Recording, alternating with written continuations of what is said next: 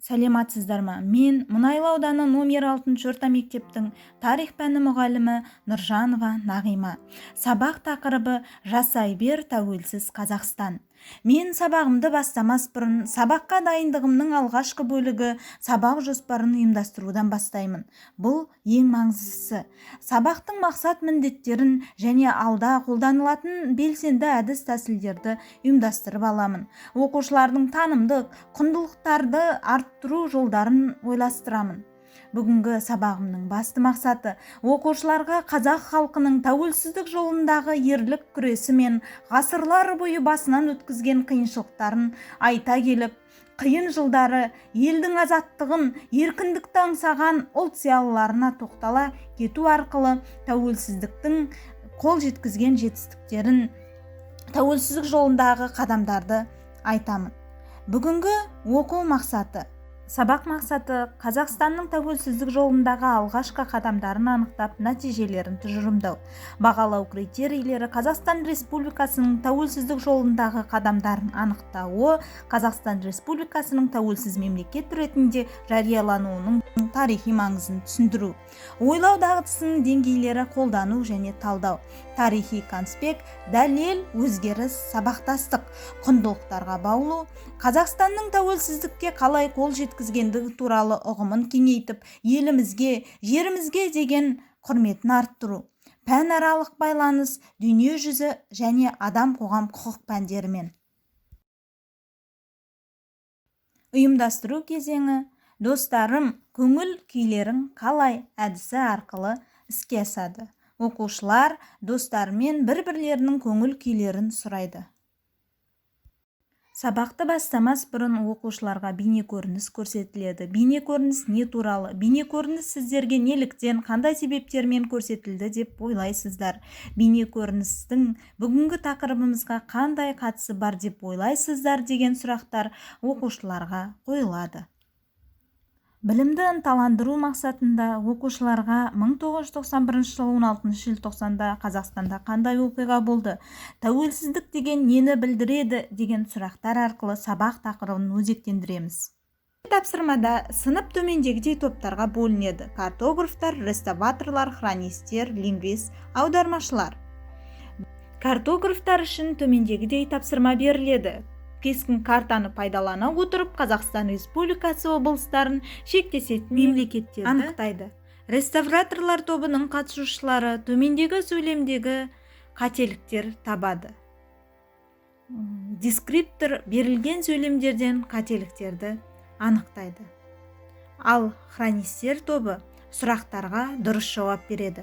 Қазақстан Республикасының тәуелсіздігі жариялануының тарихи маңызы қандай болды? Тәуелсіздік жарияланғаннан кейін қандай оқиғалар орын алды? Қазақстан қандай қадамдар жасады деген сұрақтарға дұрыс жауап береді. Лингвист аудармашылар үшін төмендегідей сөздерге сәйкес келетін әріпті жазып және мағынасын ашады. Әнұран, тәуелсіздік, көтеріліс сөздерін ағылшын, орыс тілдеріне аударады. Тастырушы бағалау бас бармақ әдісі арқылы өзін бағалайды. Келесі тапсырма бізде екінші тапсырма. Алашұлы тобының «Елім менің» патриоттық әнін тыңдайды. Дескрипторлары: кемінде 5 фактіні тізбектейді, кемінде 5 оқиғаны анықтайды. Қалыптастырушы бағалау қол шапалақ әдісі арқылы оқушы өзін-өзі бағалайды. Үшінші тапсырма бекіту тапсырмасы. Жұлдызды сұрақ әдісі арқылы оқушылар сұрақтарға дұрыс жауап береді.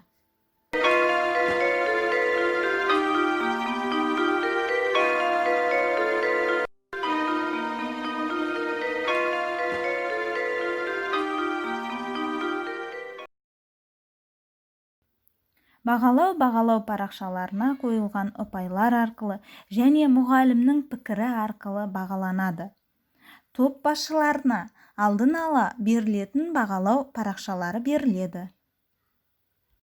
Рефлексия өз жетістігіңді бағала әдісі арқылы жүргізіледі. Ұнаған, қиындық тудырған, қандай қиыншылықтар болғанын айтады оқушылар. Сыныбына өткізілген сабағымыз Zoom платформасы арқылы өткізілді. Арнайы секционный залдарға бөліп, оқушыларды топтастыру жұмыстары ұйымдастырдық.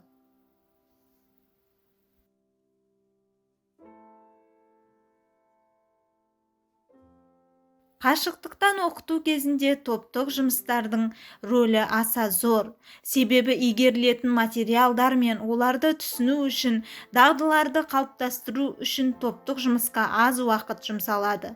Топтық және жұптық жұмыстың нәтижелері. Топтық жұптық жұмысты пайдалану сабақтың нақты мәнін терең ашуға көмектеседі және оқушылардың барлығы сабаққа қатыстыруға мүмкіндік болады. Және әр оқушының деңгейін анықтауға мүмкіндік болады. Саралау тапсырмаларды сұрауға топтарға деңгейлік сұрақтар ұсынамын. Топтық, жеке жұмыс тапсырмасын беремін. Сол арқылы мұғалім оқушы деңгейін анықтай алады. Сабағымызды қорытындылай келе. Тәуелсіздік қазақ үшін ғажап құт. Ғажап құтқа жүрмейді екен мазақ түк. Бөрі мінез бабалардың арманы. Айналайын алтын қанат азаттық деген өлең жолдарымен аяқтаймын.